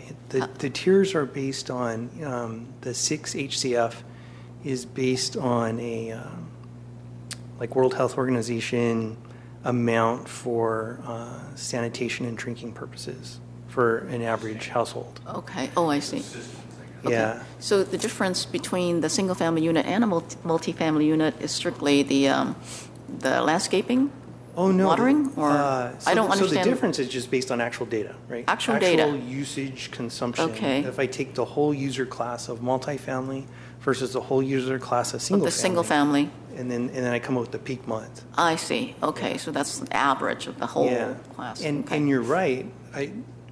The reason that a multifamily units are using less is there's there's much less landscaping, Right. say in an apartment complex with 40 Right. units than Right. there is for each house. If you had 40 houses, you'd have more Right. landscaping. Okay. And then that I showed this graph the last time, and honestly, Ms. Nall, so I'm one of those users that asked for that data. So she gave me, and initially it was 32,000 hourly reads. Let me think about this. Basically every day. And we talked about it, and then I got monthly. So they were able to write code to summarize that down and give me monthly information by user class. And this chart shows 2012, 13, and 14 pretty consistently. That dark yellow line or that orange line is single family, and it really peaks in the summer. And then if you were going to design an experiment, it would have been 2015 when we had those mandatory restrictions of 3 days a week, and you see how much it drops. So that in the 2015 peak, it's really because we were on the 2 days a week watering during that shortage. And when we went back to 3 days a week watering, sure enough, in the summer we used more. So just that one extra day ratcheted up use again in the single family. And then the other, let's see, like the dark blues commercial. And in 2015, it didn't really drop that much. And that gets into the notion that a lot of commercial customers really use more of a consistent amount of water. Say a restaurant, they might not use more water in the summer because, and honestly, it would probably go back to their landscaping, depending on the commercial area that it is. Maybe at a mall or something that had a big grassy area, might use more. Question. Yes. Your legend, that orange line, what is that? What's the orange line? You know what? I So can't these see are it. our abbreviations that we use all the time. Sorry about that. Okay, yeah, I can't see it. So SRES, that's single family residential. So the orange I'm sorry, line. single. Single family Family residential. It means a Okay. house, Got it. basically. And then multifamily residential, it could be a condo, it could be apartments, Okay. it could be a duplex. If there was 1 meter that served that duplex. That's the MRES, that's the green line. Then municipal is us, Caltrans, the city, things like that. And what are the other ones I got on there? Irrigation. And then that's just strictly if you have an irrigation meter on potable water. So I don't have recycled water in this chart because I'm just looking at potable use. And then other, to be quite honest, so the other, we started, those customers were grouped in that other class, and then over time, after we went to the AMI, we started putting them in kind of the class they belonged in. And that's why it kind of drops to zero there in around 2014. We did the AMI starting in 2012, and then as we went through, we started going through those classifications and sorting them all out in that other group. And then so if you add the lines together, if you added the green and orange, it shows that the vast majority of all of our sales are residential, both multifamily and single. So, Also the biggest volatility. And the biggest volatility is in the single, yeah, for sure. So just so you can remind me, the summer of 2015 and 16, what phase of conservation were we in? 15 and 16? In 2015, we were in phase 3, which is 2 days a week watering. Yes. And when we do our next rate study, I want to look at a way to make those names line up. We say phase 3, but it's 2 days. It's 2 days a week, and then it's Right, yes. phase. So phase 3 is 2 days. Yeah, and there's actually stages on the drought chart too. There's a whole other set of numbers Right. that we just don't. And I don't bring 16, it up summer that of much. 16? And then in 16, we were in phase 2, which is 3 days a week watering. 3 days. Yeah. 3 days. So that explains why we use more. Yep. Okay. Yep. But still significantly less. Less than Than just normal. those 3 years. Yeah. Yeah. So, one thing I wanted to talk about this time is just water and energy conservation. So because of using so much less water, we definitely used less energy. The water division is one of the largest customers, one of the largest electric customers in the city. And what that's really about, and I show this Google Earth map. So I've got the 483 feet And that's feet above sea level, basically. And that's, say, where we're at down here at City Hall, at the Utility Operations Center and places like that. It's it's in the 400 feet above sea level range. And then if we look at that, kind of as we go towards the hills, there's a 724 foot I show there. That, and there's a couple elevations there and a couple of reservoirs. Those are the reservoirs that serve us here. So that difference in elevation is what gives us our pressure. So when we turn on the tap, there's pressure, water comes out. And then I show like 968 is another elevation that we have, another pressure zone. And there's reservoirs that serve that zone as well. And the reason I'm showing that, this is where it gets into the thing about water and energy conservation. And there's a lot of talk now about the water energy nexus, and this is really what it is. So, basically work is force times distance, and the water division uses about 21 million kilowatt hours a year to pump water to all the customers, and our bill's about $2.5 million. And it's basically because a gallon of water is 8.34 pounds. So if you pick up a gallon of water at the store or one of those 2.5 gallon, that's like 17, 18 pounds. One of those. And like I was showing on that other graphic, pumping starts around 483 feet, and it's lifted to our highest zones 2483. So it's 2,000 feet above sea level. And then we have 12 different zones in between, 12 different pumping zones. So each gallon of water has energy in it because we put that energy in there with our pumps. So when you cut back or reduce, you're also saving energy. And so to go back to those numbers we were talking about, the peak usage. So if you had a single family peak use of 12,716 gallons in a month, you ended up lifting 106,000 pounds of water, 53 tons of water to your house. And I say, I mean, that's what we lift. That's what we have to deliver to your door and your tap when you turn that on, or to your sprinklers. In this picture, I show a house, and that's actually this picture has more than one meaning, but that's a pump station, actually, that little house. So that's one of the stations that pumps the water. And it's actually, like Mr. Garcia was talking about, we applied for a turf rebate on that one as well, on that house. Apply what? A turf rebate, back when they had the turf rebates during the drought. Rebate. That's why we're getting ready to take out the lawn there. So, yeah. But I mean, I don't think people think about that a lot. 53 tons of water we deliver every month if you use that much, 17 HCFs.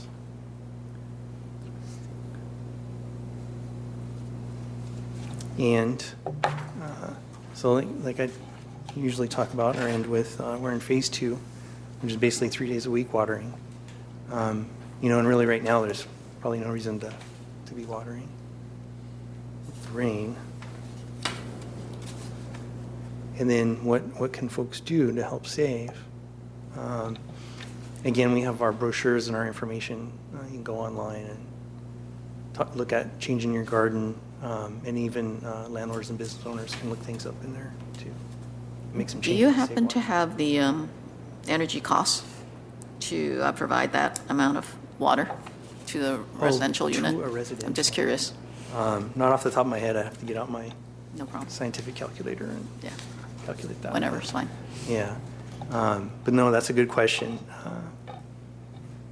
It would be that 2.5 million divided by, for the number of gallons anyway. I would need my calculator to calculate that for you. And that's all I got. Any questions? So we, from what you said earlier, we will remain in phase 2 probably for another, did you say 10 months, right? 10 months? Yeah, it's about 9 months that they're proposing 9 right now, months, October. yeah. But for us, it might be. That's what the state is doing. Okay. For our intents, we're just saying indefinitely. Okay. Yeah.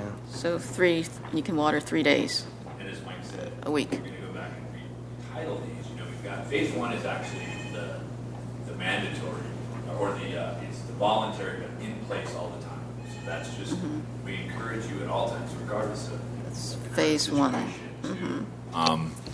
to make sure that you don't hose down your driveway, leave your sprinklers water, let your sprinklers water the street, overwater, all those kind of things. But you can water every day. In that Phase one. phase, yes.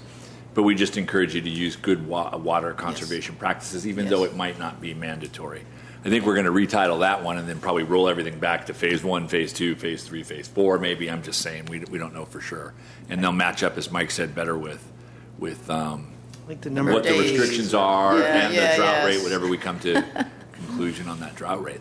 But what I'm getting at is the likelihood is one of the things we may propose is that 3 days a week is our minimum, or that's where we stop. We don't just go. normal. We just normal normal practice is 3 days a week. That becomes our new normal. That's our new norm. Right. Exactly. No more than that. No more than that. Right. If we get Don't into need something that, you tighter, don't we go to need. 2, we go to 1, we Yeah. go to, you can't use them Yeah. at all. But that we Right. may very much land that plane right at 3 days a week is the norm. Okay. And people can get used to not having mushrooms growing in their lawn. Well, I tell you, people have gotten very used to it.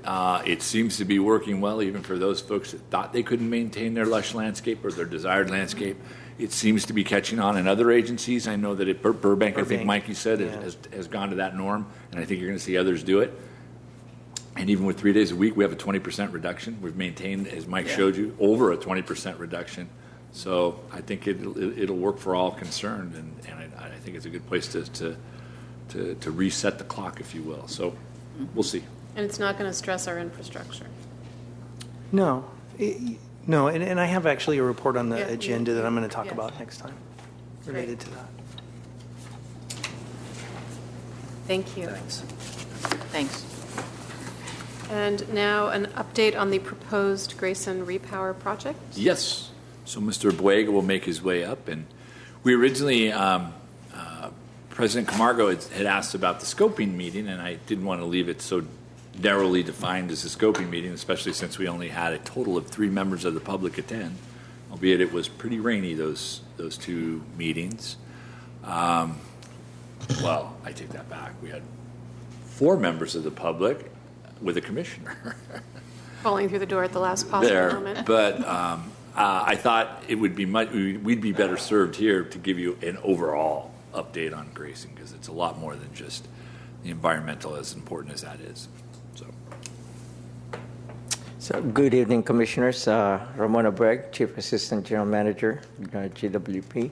So, here to give you just a quick update of where we are and how we got here with the Grayson repowering. And I'll start with a history. Oh, before I go there, if you need more information regarding the repowering project, we have a website, graysonrepowering.com. If you go directly to that site, we try to keep that website as updated as possible. It talks about all the community meetings, all the outreach that we're doing, goes through the description of the project. So, and also we welcome any comments you have on how we may improve the website, if you have any, in terms of how we can communicate better to the community, our stakeholders. So feel free to do that. And I was going to go through that, but in interest of time, I think you can do that and see what you think we can do better. So give you just a history. I think this is important to note that the power plant basically started back on December 7th, 1941, as you've heard several times. So we have a plant that started way back 80 years ago, and truth of the matter is we've been keeping the units running all these years, and it has served us well. But the existing facility is really, to me, it's old and tired. It's very inefficient, and it's really declining and degrading over time. As you would see, you can see right now we only have 1 unit that's running. All the other units are currently down either for maintenance or there's issues that we have to deal with to get it ready for the summer. So what are we proposing? We're proposing to repower the Grayson power plant at its existing location. So the goal is to basically to take out the old unit, commission and old units, and replace it with new units, with the exception of Unit 9. So we're talking about Units 1, 2, 3, 4, 5, and the Units 8A and BC. We used to have 6 and 7, but that was upgraded and replaced by Unit 9. So the units are going to be more efficient and less emissions based on a per megawatt basis. The footprint for the emissions will be a lot less. And most importantly, it's going to increase our reliability, and it would allow us to meet the requirement of the integrated resource plan. Not the requirement, but the proposal. So just to give you an idea of how old the plant is, if you look at the dates to the left, we have units that date back in 1941, the first unit. Second unit was built in 1947, and then followed by units 3 and 4 in the 50s. Then we have Unit 5 in the 60s, and then we have 8A and BC in the 70s. Unit 9 is not listed here because it will not be included in the replacement. But if you look at this, so you're looking at 40-year-old plant, which is the youngest, which is 8A and BC. And so we're going to replace that with 4 units, 2 combined cycle and 2 simple cycle. That again, we believe will be more efficient, more reliable, and will help us control our costs in terms of providing the energy. So why are we doing this? It's not just for reliability. If you look at the cover page of our presentation, we always try to point out that there are 3 goals that we have to meet as GWP. We have reliability, affordability, and sustainability. So one of the things that would allow us to do this is to really allow us to integrate more renewable resources into our portfolio. And you say, why do you need a plant if you're bringing renewable resources? Renewable resources are not as reliable. The technology is not there yet. If you remember the old presentations we made about how solar works, it's very intermittent. We always have to have our system ready to back it up, basically, so you won't notice the light even blinking. And I encourage you, if you're not familiar with the CalISO webpage, the best way to explain this, if you go to caliso.com, you would see the relationship between the renewables and the natural gas powered system. You would see that there's a tremendous stress actually being created on the utilities during the evening hours. When the renewables are coming down. The power plant needs to be able to ramp up immediately in order for that reliability and to keep basically the grid very stable. So it's actually a challenge for us that we're trying to meet, and I think this would help us.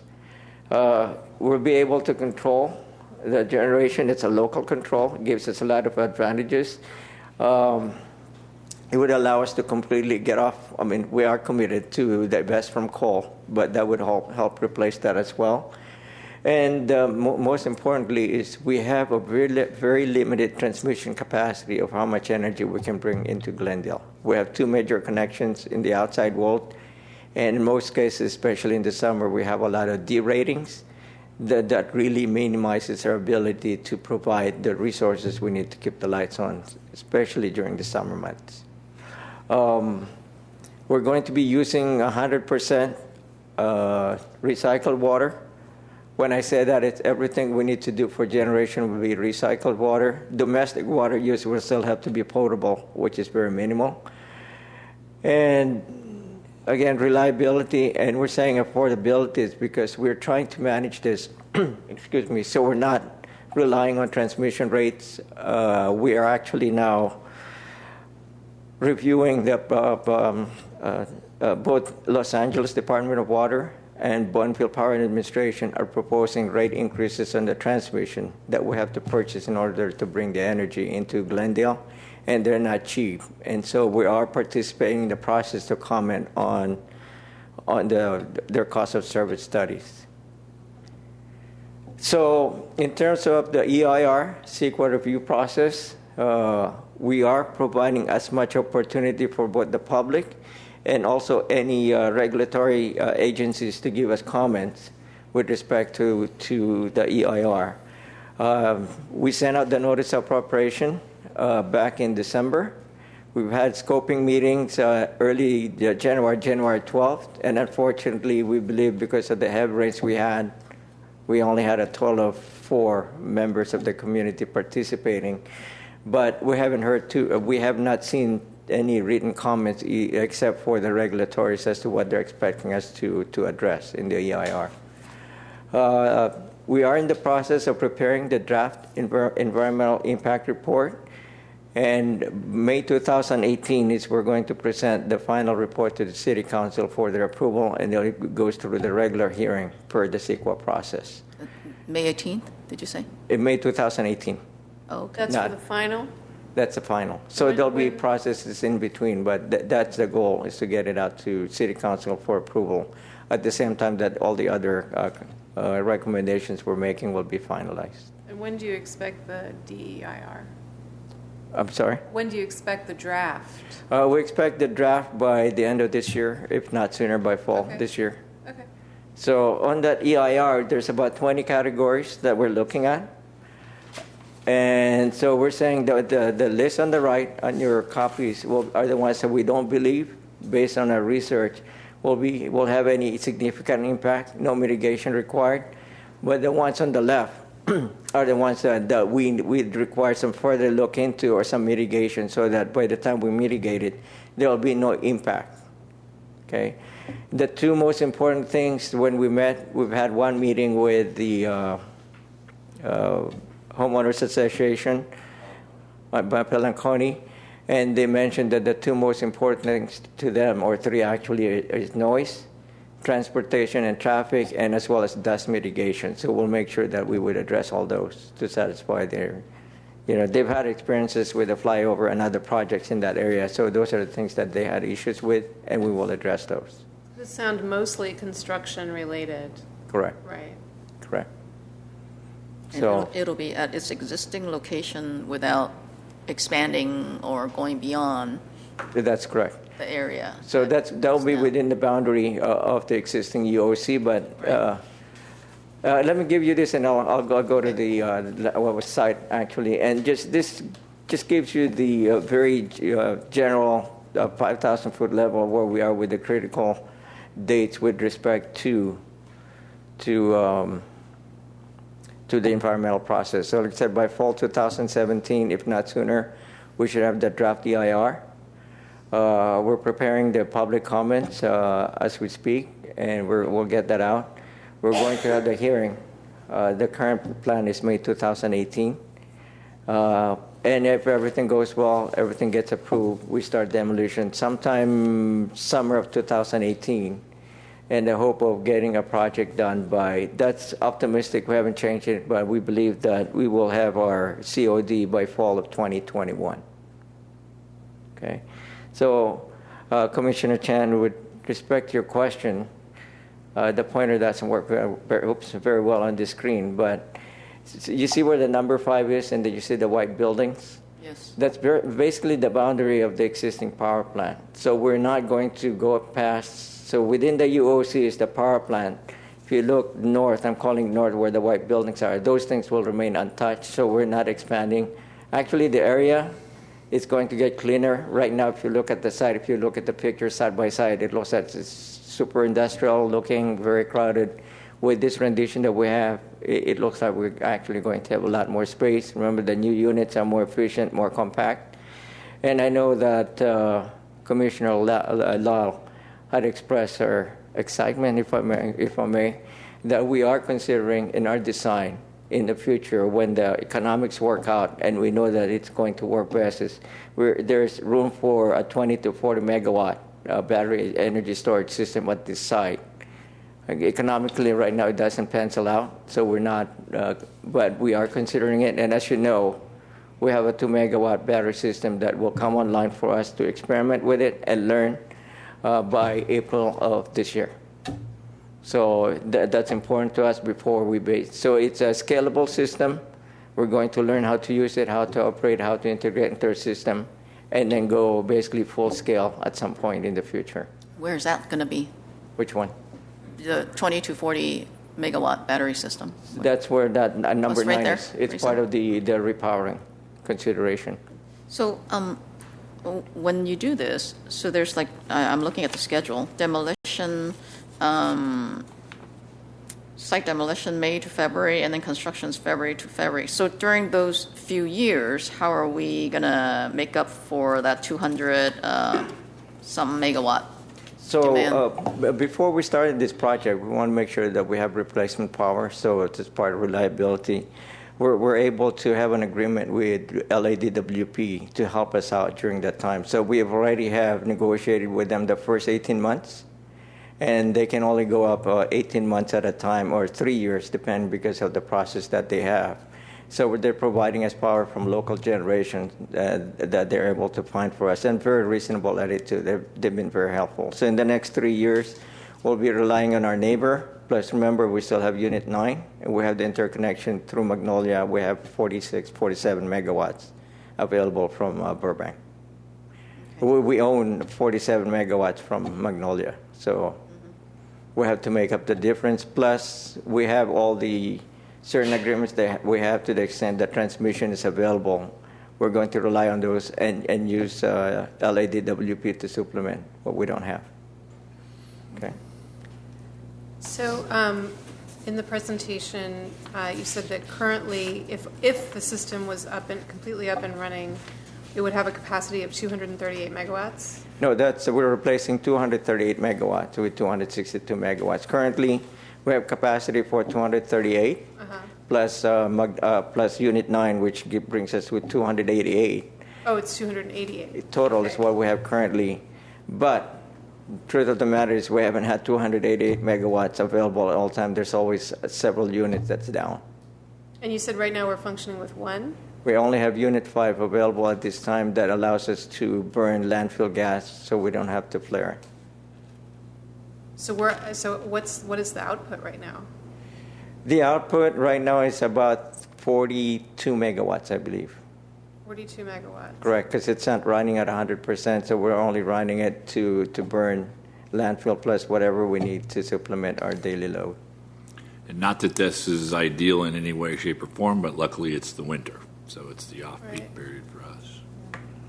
So once built, the new generation capacity will be 262 megawatts? It'll be 262 plus what we have with Unit 9, so that will be about 312 megawatts total coming out of our plant. And to put that in perspective, our peak load in the summer is about 340 megawatts. So that gets us to 312 plus what we have coming from Burbank. If we get separated from the outside world, we have capacity to keep the lights on 100% without rolling blackout in Glendale.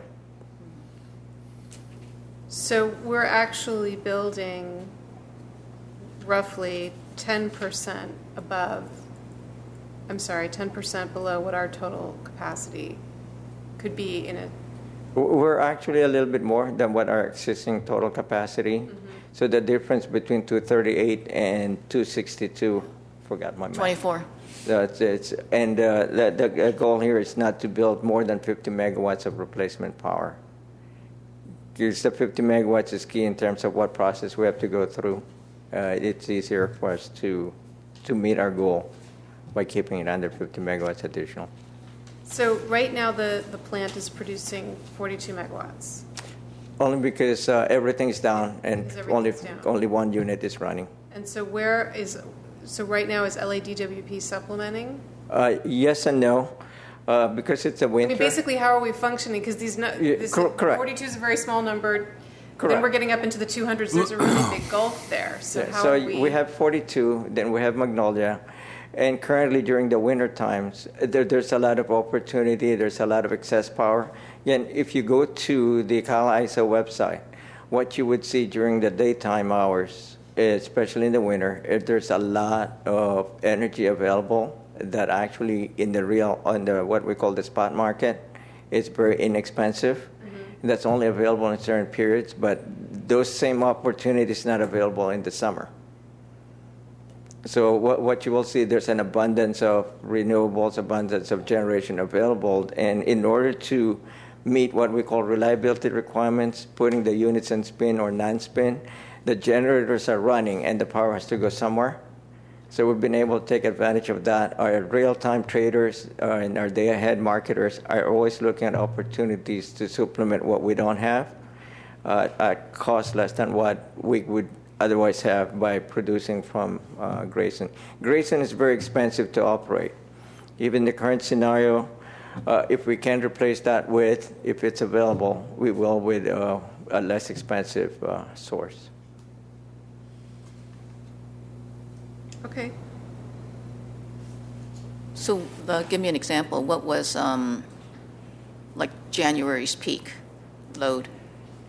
So our January's in the peak, summer, it's like 304, you were saying. So at summer's peak, we're probably about 120 to 140 on a daily 140 basis. December.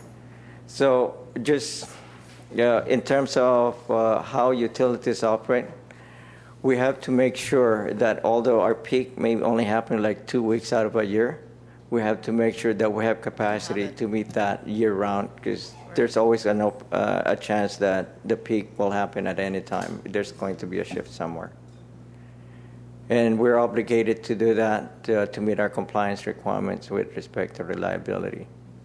So I think your answer to Commissioner Lall's question is that we have 42 or 44 for Unit 5, 47 for Magnolia, and whatever we need, you've been purchasing spot.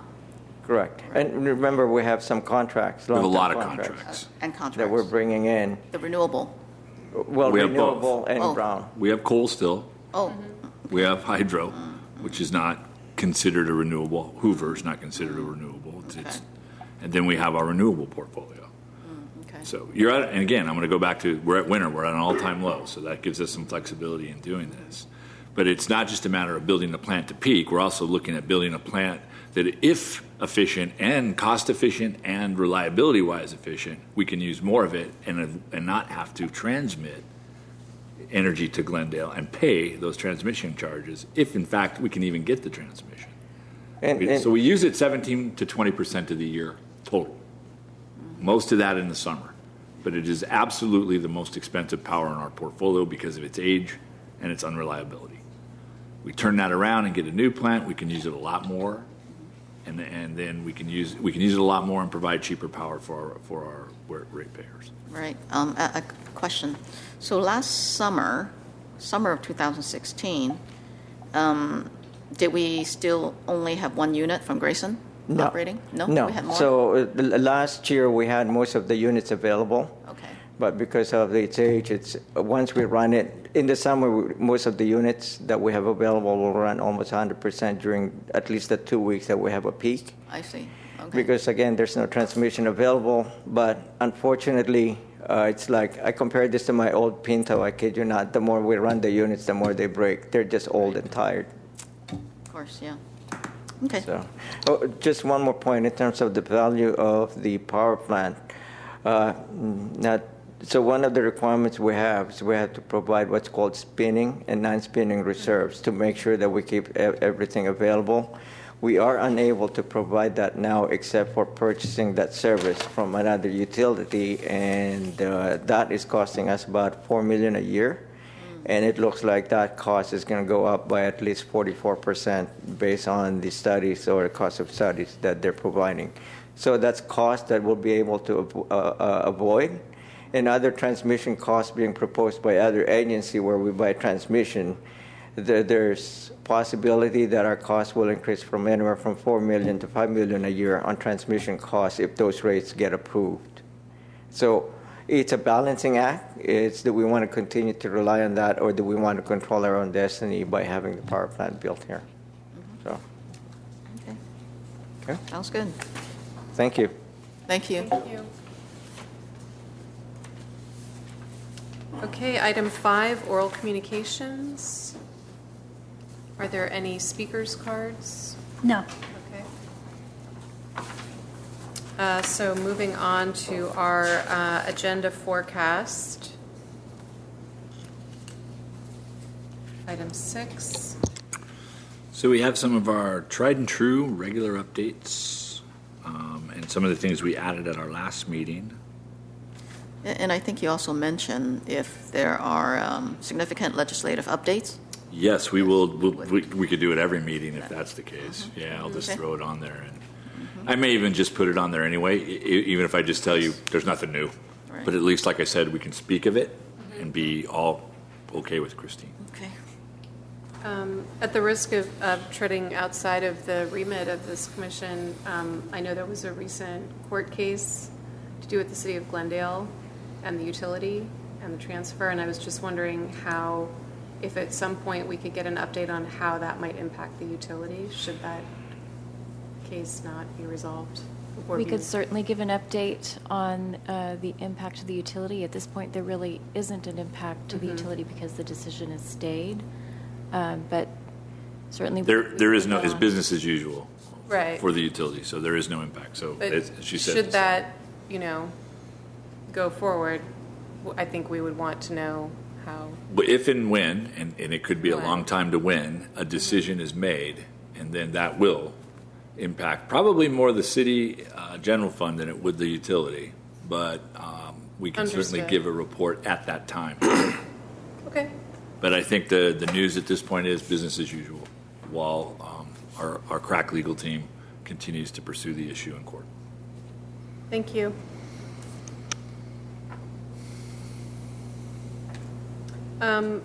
April looks a little bit light. Is there anything that we might want to move forward, or shall we just see how next month goes and then make a decision? We'll add a legislative update on April, but yeah, why don't we wait until we get through March and then see if it's still light or if anything has come up that we want to talk about. Okay, great. Commissioners, do you have any additions to? Was the integrated resource plan covered recently? Now, you mean the original integrated resource plan on which we based? Or it recently, we presented to you at the time it was complete, as we did the city council, and that was the basis for us moving forward primarily on Grayson, but it also dictates some of our renewable portfolio and other things. So if that's done. And that was done when? That's done almost 2 years ago. I mean, okay, so there are no changes?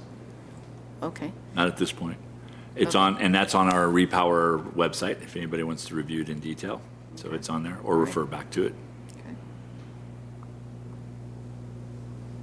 And I see the budget is in June. Okay.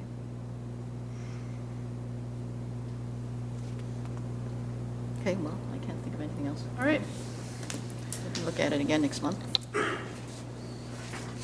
One of you wish to make a motion to adjourn? So moved? Meeting is adjourned. Thank you.